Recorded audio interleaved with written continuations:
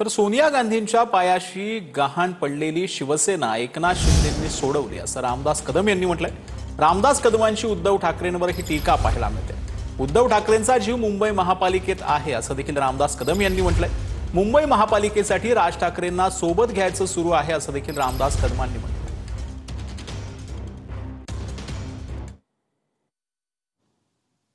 होय बांधवांनो, मगाशी कोणतरी सांगितलं इथं की ज्यांनी शिवसेना प्रमुख मान्य बाळासाहेब ठाकरे यांची शिवसेना, त्यांचे विचार हे सोनिया गांधीच्या पायाशी नेऊन घाण ठेवले होते।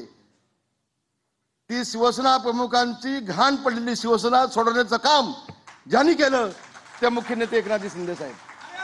मुंबई महानगरपालिका पुन्हा घेण्यासाठी, कारण आपला कल्पना आहे राक्षसाचा जीव आहे ना तो पोपटामध्ये असतो, तसा उद्धव ठाकरेचा जीव मुंबई महानगरपालिकेत आहे।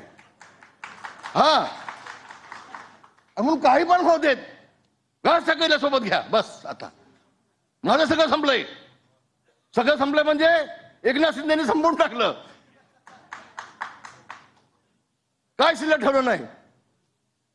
आणि म्हणून आता राज ठाकरेला सोबत घेऊन पुन्हा मुंबई घेता येते का, पुन्हा टक्क्याचं राजकारण करता येतं का, हे सगळं चाललंय।